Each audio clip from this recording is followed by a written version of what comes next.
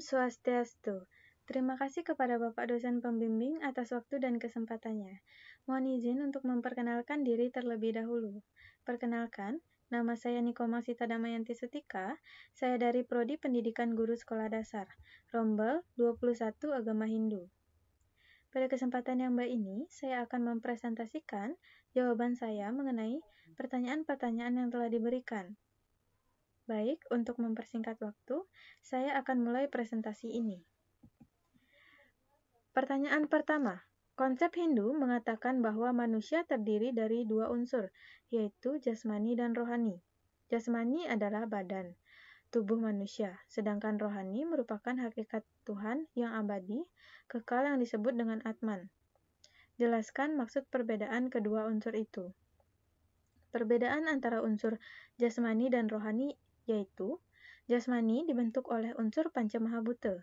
Perkembangan jasmani juga dapat asupan dari unsur Pancamahabhuta yang terdapat pada makanan, minuman, udara, panas, dan cahaya, serta tersedianya ruang untuk diisi dalam pertumbuhan jasmani atau badan. Sedangkan rohani terbentuk dari Atman yang menjiwai badan jasmani. Namun, keberadaan di dalam tubuh menjadikannya tidak seperti Atman yang sesungguhnya, sehingga rohani harus dibersihkan dengan pengetahuan tentang kesadaran. Pertanyaan kedua, jelaskan tujuan hidup manusia menurut agama Hindu.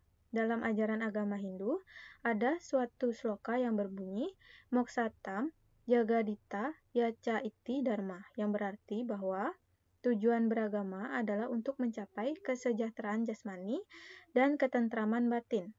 Ajaran tersebut dijabarkan dalam konsep Catur Purusa Artha. Berikut bagian-bagian Catur Purusa Artha. Dharma. Tujuan hidup yang pertama adalah Dharma. Dharma berarti agama atau kewajiban. Pertama-tama, manusia haruslah menjadi manusia yang beragama. Artha. Tujuan hidup yang kedua adalah Artha. Artha artinya materi atau secara sempit disebut uang. Secara luas, Artha diartikan sebagai keberhasilan atau kesuksesan. Kama. Tujuan hidup yang ketiga adalah kama. Kama dalam arti sempit dimaksudkan kesenangan karena aktivitas seksual. Dalam arti luas, kama juga mencakup kesenangan-kesenangan yang lainnya, misalnya yang ditimbulkan oleh keindahan dan juga kesenian. Moksa, tujuan hidup yang terakhir, yaitu moksa. Jadi, kebutuhan jiwa dan raga kita harus dipenuhi secara seimbang, karena tujuan terakhir kita yang tertinggi yaitu untuk mencapai moksa. Pertanyaan ketiga, tugas dan kewajiban sebagai manusia Hindu. Hal pertama yang menjadi tugas manusia adalah menjalankan dharma, menjalankan etika dan ajaran-ajaran yang mulai dilupakan, maka keseimbangan dunia akan terganggu. Manusia memiliki tanggung jawab untuk menjaga keseimbangan ini. Dengan pikiran yang dimiliki, manusia mampu membuat hidup ini menjadi baik. Untuk itulah, tugas dan kewajiban utama manusia adalah mengamalkan dan melaksanakan ajaran Dharma. Nomor 4. Dalam Bhagavad Gita 7.3, di antara beribu-ribu manusia, hanya segelintir orang berjuang untuk kesempurnaan, dan di antara yang berjuang dan sukses belum tentu seorang pun mengenalku secara benar. Apa makna sloka Bhagavad Gita di atas? Seseorang yang benar-benar berdedikasi kepadanya, secara lahir dan batin, atau secara total, itu dapat dihitung jumlahnya dengan jari. Karena biasanya manusia itu lupa mengapa ia dilahirkan di dunia ini, yang menjadi ajangnya untuk mencapai Yang Maha Kuasa. Manusia kemudian tenggelam dalam ilusi sang maya, dan begitu ia sadar, maka terasa perjuangannya ke arah Yang Maha Kuasa menjadi sulit. Tetapi karena perlahan dan pasti, kalau ia penuh iman, maka betapapun terjalnya perjalanan, ia akan dituntunnya dengan baik dan suatu saat pasti sampai ke tujuan yang abadi ini. Pertanyaan nomor 5. Arta merupakan kebutuhan pokok manusia. Arta dalam hal ini adalah arta untuk memenuhi kebutuhan pokok, kebutuhan pangan, kebutuhan sandang, dan kebutuhan fisiologis lainnya. Dalam semua aktivitas keagamaan pun tidak terlepas dari kebutuhan arta ini. Jelaskan menurut Anda bagaimana konsep arta ini hubungannya untuk mencapai moksa. Arta sangat berhubungan untuk mencapai moksa karena arta adalah kekayaan atau harta. Tapi harta yang dimaksud di sini bukan saja yang berupa materi atau uang. Kesehatan, pengetahuan, sahabat, dan keluarga merupakan kekayaan. Arta adalah apapun yang kita miliki sekarang, dan mereka yang senantiasa bersyukur atas apa yang mereka miliki adalah orang yang kaya dalam arti yang sebenarnya. Pertanyaan yang keenam. Jelaskan satu contoh komponen Pancasrada. Salah satu contoh komponen dari Pancasrada yaitu Atmasrada. Atma adalah percikan-percikan terkecil dari sinar suci Sang Hyang Widi. Dengan demikian, berarti Atma itu bersumber dari Sang Hyang Widi atau Brahman.